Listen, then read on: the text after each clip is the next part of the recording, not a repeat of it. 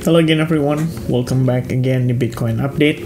How are you today? Hopefully teman-teman tetap dalam keadaan sehat ya, walaupun marketnya merah.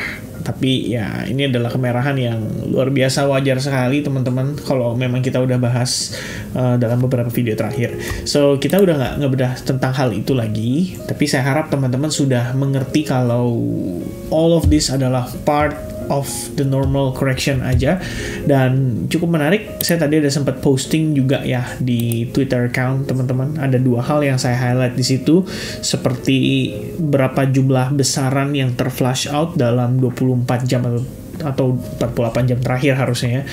24 jam harusnya, 24 jam terakhir. Kemudian juga bagaimana kondisi total 3 ya, di sini menjadi sebuah kondisi yang cukup menarik. Nah, saya pengen bedah sedikit di sini soal total 3. And I do believe saya pernah ngomongin ini entah kapan, tapi kalau enggak ya nggak mungkin chartnya ada gambaran-gambaran kayak begini teman-teman sekalian ya. And I think after kita ngomongin you are here, if you do accumulate at the beginning of the year, tepatnya di Januari atau mungkin pada saat ending dari pada bulan Juli something, dan kalian start untuk melakukan reakumulasi, supposed to be udah dalam keadaan profit. Dan mudah-mudahan teman-teman sekalian, Anda yang memanfaatkan dengan baik ya segala informasi yang saya sampaikan, terutama dalam bentuk warning dan lots of warning actually, ngomongin terus berkali-kali soal hati-hati dengan discount, hati-hati dengan potential pullback atau retracement, correction, bla bla bla, bisa manfaatin dengan baik kondisi yang ada saat ini sebagai bagian dari kesempatan untuk teman-teman melakukan penambahan muatan ya, kira-kira begitu. Apakah langsung beli yang banyak sekali, Vin? Ya sebenarnya itu kembali ke personality masing-masing. Pas saya sekarang create video, something yang menarik perhatian saya adalah XRP start rebound lebih early dibandingkan dengan yang lain ya, ketika yang lain dalam keadaan under pressure. So this could be a bad warning, but at the same time could be a good sign juga kalau market start to picking up ya, dan start untuk recovery dari kepanikan massal yang terjadi pada 24 jam yang lalu. Jadi kalau misalnya saya lihatnya begini teman-teman, Justru on the retail side lebih parah, lebih bagus. Dalam konteks di sini lebih parah, lebih bagusnya itu adalah semakin mereka fear, semakin mereka khawatir, semakin mereka merasakan kalau ternyata crypto market itu painful, actually itu lebih baik teman-teman sekalian ya. Dalam tanda kutip di sini ya, think again ya, market itu berdiri ya di atas, saya bisa bilang di atas penderitaan orang sebenarnya sih ya, dalam artian buat mereka yang less experience, perhaps mereka yang jadi exit liquidity, atau mereka yang memindahkan kekayaan mereka ke orang-orang yang dalam tanda kutip lebih sabar, lebih punya pengetahuan di market, lebih punya pengalaman di market, dan mungkin mereka yang mengerti dengan betul ya bahwa dalam cycle atau dalam setiap cycle di crypto, proses yang terjadi seperti ini almost every time terjadi, dan pada akhirnya terus memberikan impact ya pada retail pemula ini untuk kembali menjadi atau mentransferkan lah ya sebagian kekayaan mereka kepada orang-orang yang sabar ini ya, kira-kira begitu konteksnya teman-teman sekalian. Jadi kalau kita lihat Bitcoin actually not that painful ya. Kalau lihat dari perspektif time frame daily, somehow kita coba untuk manage bertahan di atas trendline rising wedge patternnya. Jadi walaupun tadi udah sempat turun sampai 94.000, jelang closing market daily perspektif, kita tuh balik lagi ke atas, dan ini atas reaction dari exponential moving average 21. In case Bitcoin breakdown di bawah level itu, saya berpikir kalau kita bisa aja testing sampai ke level $90.000 lagi dan meneruskan konsolidasi di dalam range yang terbatas itu, dengan tujuan satu, teman-teman sekalian, mempersiapkan base untuk next rally yang mungkin saja terjadi pada awal Januari atau mungkin setelah Trump dilantik ya, karena ada berbagai spekulasi kalau pada saat Trump dilantik ada kemungkinan sell news event. Begitupun saya berpikir demikian. Tapi setelah apa yang terjadi kemarin, saya jadi berpikir, apakah harus menunggu Donald Trump dilantik dulu baru kemudian ada massive liquidation? Tampaknya tidak ya. Kita sudah terjawab atau kondisi tersebut sudah terjawab ketika kita ngelihat finally others itu start drop very very fast, dan dia technically testing ke highest point pada bulan Maret 2024. So saya bisa bilang sebenarnya ini bukan kondisi yang begitu buruk ya, justru ini malah kondisi yang relatif sangat wajar sekali. Kalau kita lihat dari sini, satu itu terjadi. Yang kedua, kemudian teman-teman sekalian, ya kita bisa bilang kondisi market kadang ya, ketika menunjukkan adanya kondisi seperti ini, itu udah pasti akan membuat sebagian orang stressful. Padahal di range yang sama, katakanlah pada November akhir, everybody masih happy ya. Ini harga yang sama, let's say dengan akhir bulan April, for example, misalnya Ethereum, katakanlah Ethereum ya teman-teman sekalian, kalau kita cek, ini kan posisi harga di 3.600-an itu ada pada tanggal yang sama, tepatnya di 29 November. Ketika kita pertama kali breakout ya pada tanggal 27 November dan menciptakan highest point yang lebih mantap ya untuk Ethereum setelah berkonsolidasi di bawah 3.500. Finally kita breakout dan maintain di atas 3.500 dengan baik. So harganya cuma kembali ke situ. Tapi bagaimana ceritanya di kondisi saat ini? I see a lot of pain di market. Okay, I see a lot of pain, a lot of people suffering dengan kondisi terlikuidasi, bahkan likuidasi yang secara angka dalam tanda kutip itu jauh lebih masif daripada yang terjadi sejak 2021. Setelah saya lakukan research, guys, you know what? Last time kita ngelihat kondisi kayak begini, very very massive, itu ternyata di tahun 2021, tepatnya pada saat bulan dimana China ban crypto. Itu 1 minggu, kalau teman-teman cek ya, pada saat di 2021, tepatnya pada bulan, apa itu saya lupa ya teman-teman, tapi kayaknya bulan Mei juga deh tuh, ya di bulan Mei juga. Ya, dalam 1 pekan kita bisa katakan kalau liquidation itu berlangsung dengan sangat masif ya. Dari atas ke bawah itu up to 51%. Dan kalau kamu lihat acuannya pada total 3, sama itu kondisinya teman-teman. Tuh ya, dalam 1 pekan aja kalau total 3, dia udah turun sekitar 53%. Painful nggak teman-teman? Painful banget ya. Kalian kebayang nggak kalau kalian punya aset, ya katakanlah ya dia growth nih dalam keadaan signifikan gitu. Dari bawah nih, dari harga market cap-nya 100 billion, misalkan 130 billion something, udah naik nih sampai 7x ya kan, udah naik 7x. Berarti kalau 100 juta andaikan jadi 700-800 juta something. Ya enggak ya, 700 juta teman-teman. Karena kali 7 kan. Nah, 700 juta tiba-tiba dalam 1 minggu kamu cuman nyantai-nyantai ya, lagi meleng, kebetulan mungkin lagi jalan-jalan ke Bali sama family, tahu-tahu dalam 1 minggu aset kamu turun 56%. Dari 700 juta itu tahu-tahu balik jadi 300 jutaan something. What do you think at that situation? Kamu kira-kira gimana? Ya, pasti kesel banget, pasti ngerasa kayak aduh ini gila ya, udah naik 700 jadi sekian ya. Sekarang tinggal 300-an. Udahlah gue close dulu daripada nggak ada sama sekali. Bener gak teman-teman sekalian? Itu yang terjadi. So, that is exactly what happened currently. Makanya ada sedikit perbedaan dari segi situasi di mana harganya boleh sama, tapi emotionalnya itu berbeda. Pada saat harga yang sama ini dengan kondisi di bulan November itu beda. Waktu November kita euforia, waktu sekarang kita bersedih ya. Ya mungkin kayak saya, kayak some of the person yang ada di dalam grup SHG, atau mungkin some of the person yang kebetulan dia udah jual duluan di atas. Kita mungkin happy-happy aja, tapi buat sebagian orang yang coba think again teman-teman ya. Kalau sekeliling kamu ada teman-teman trader yang juga beginner atau baru pemula atau baru memulai, and then dia ngalamin kejadian kayak gini. What happened to him ya?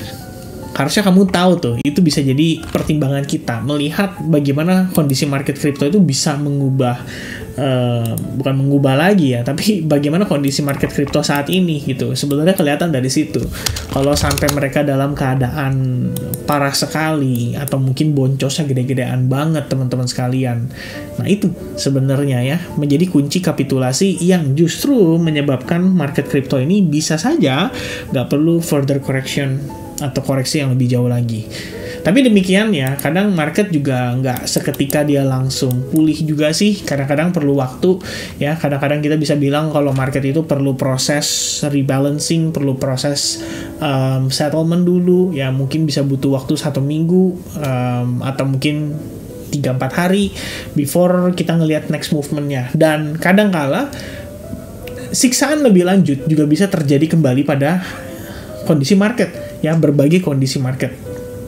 Dan itu tujuannya cuma satu, teman-teman, untuk mastiin lebih banyak lagi orang-orang yang keluar, ya, exit dari market saat ini.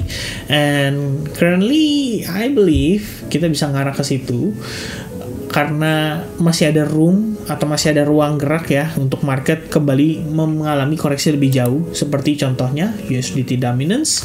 Kita bisa lihat dari perspektif USDT dominance, kalau misalkan dia successfully breakout trendline ini aja ya, kita bisa anggap dia ada potensi lah minimal naik sampai ke 4,5% dulu gitu ya. Minimal dia bisa testing kisaran range area ini nih, 4,5% ya. Itu bisa naik ke sana 4,5%, itu artinya more pressure on crypto market. Kira-kira simpelnya begitu. Bitcoin dominance gimana? Kalau Bitcoin dominance, perspektif kita ngelihat di sini teman-teman sekalian, ya saya sampaikan ya pada previous video update kalau kita memang mengantisipasi kondisi ini untuk kembali menambahkan muatan. Ya, one of the level yang saya marked up itu sebetulnya adalah, tapi kita udahlah ya, nggak usah ngomongin Bitcoin dominance. Bitcoin dominance sudah dibahas di previous video update. Jadi intinya seperti itu. Oke, kalau dari others dominance kita testing ke level SNR, so far bertahan dengan cukup baik. Others juga sama, testing ke previous support resistance. Jadi ini harusnya menjadi level atau area yang patut diperhitungkan ya sebagai range area yang mungkin cukup ideal untuk minimal kalau kamu merasa ya, ini andai kata nih teman-teman, dalam beberapa hari terakhir, terutama awal Desember, terus kamu ngerasa aduh gue ketinggalan. There you go, finally you got the discount ya kan. Kamu mau manfaatkan atau enggak itu tergantung personality masing-masing. Bisa nggak kamu menangkap, bukan menangkap pisau jatuh, tapi ngambil pisau yang sudah jatuh. Kira-kira begitu ya. Kalau kemarin banget waktu dia turun drastis, actually itu menangkap pisau jatuh. Tapi kalau misalkan sekarang teman-teman ngelihat nih ada probability atau ada kondisi di mana market start creating semacam konsolidasi ya dari level atau range tertentu, that could be the opportunity yang justru teman-teman harus pertimbangkan sebagai kesempatan ya, untuk manfaatkan dengan proper. Kira-kira begitu aja sih kalau dari saya. Nah, untuk perspektif Bitcoin gimana nih teman-teman ya? On the daily perspective, saya percaya overall yang kita lihat adalah part of the consolidation. It's not a big correction, biasa aja sebenarnya. Cuma memang odds yang berlebihan sehingga menciptakan situasi yang sangat membuat panik ya di market teman-teman sekalian. Dan exponential moving average 21 masih holding dengan proper.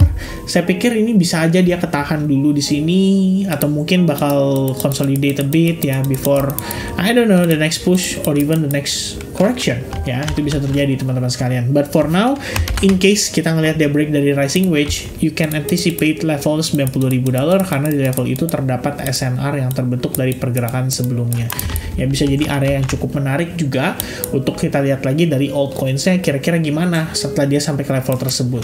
Alright. Nah, next one teman-teman, sebenarnya kalau dari perspektif hourly, terlepas dari trend line yang tadi kita gambarkan, saya juga melihat lagi dari sisi yang namanya market structure. Kalau dari pandangan market structure guys, kita bisa lihat the previous inducement itu terjadi di sini. Itu artinya market membentuk low point dan high point di sini, dan posisinya saat ini pada Bitcoin key levelnya itu adalah area ini. Jadi kalau dia nggak break level itu, saya bisa bilang Bitcoin masih punya kesempatan untuk rebound lagi. Walaupun bisa jadi ya reboundnya dia dalam keadaan membentuk channel seperti ini, tapi dia tetap bisa rebound kembali if we can hold atau maintain di atas area order block tersebut. Oke, itu sebenarnya sederhana banget ya. Jadi acuannya adalah high point berhasil di break, yang responsible terakhir adalah level atau area ini, ada liquidity sweep. So ini adalah strong level actually buat Bitcoin perlu pertahankan. Dan apabila dia bisa ketahan di level itu, mungkin dia konsolidasi atau gimana disambut dengan a breakout, could be a very good lead buat Bitcoin tetap mempertahankan momentumnya dan kembali rebound, karena sebetulnya kalau dari perspektif demand masih positif, masih stabil guys. ETF masih inflow 479 juta dolar per hari Senin kemarin. Sekarang kita tinggal nunggu update report buat hari Selasa di tanggal 10 waktu Amerika Serikat. Kalau waktu kita ya tanggal 11, berarti 11 pagi udah dapat reportnya. Nanti kamu bisa lihat ya. Kira-kira begitu teman-teman. Dan sedikit reminder buat hari ini, sebetulnya akan ada rilis data CPI. Ini berbicara soal inflation report. Banyak yang bilang ke saya, Vin, kalau angka inflation naik, bukannya kriptonya malah naik? Ya sebenarnya tergantung bagaimana responnya market sih. Kalau market meresponnya lebih kepada kekhawatiran The Fed akan pertahankan suku bunga, ya situasinya malah jadi sebaliknya. Karena pilar untuk market bisa rally, salah satunya adalah The Fed harus melakukan quantitative easing atau melonggarkan kebijakan dengan cara salah satunya memangkas suku bunga itu. Nah, itu harus terjadi teman-teman sekalian, jangan sampai ditunda. Tapi The Fed juga mengatakan kalau dia melihat saat ini kondisinya ya bisa dibilang sudah relatif oke. Yang menjadi concern atau perhatian dia adalah dari sisi tenaga kerja. Nah, kalau dari CPI-nya nih, in case kita beneran naik ya dari 2,6% ke 2,7%. Technically itu impact atau implikasi daripada kebijakan yang dilakukan oleh The Fed dalam beberapa bulan terakhir. Jadi kalau kita lihat paling gampangnya begini. Ini kan RRP itu adalah overnight reverse purchase agreement ya, atau reverse repo lah kita bilangnya. Kalau ini turun, simpelnya teman-teman, likuiditas bertambah di sistem. Jadi sirkulasi keuangan di sistem itu bertambah, simpelnya kayak begitu. Jadi kalau misalnya kita pengen lihat market bullish, syaratnya adalah ini harus turun. Bahkan bila perlu jadi nol. Kayak di era tahun 2020-2021. Nah, karena ini sedang berjalan, proses suntikan liquidity udah terus masuk ke market, makanya Bitcoin bisa 100.000. Tapi, efek sampingnya apa? Efek sampingnya, karena sirkulasi atau peredaran uang bertambah di sistem, otomatis inflasi juga terjadi, kira-kira begitu.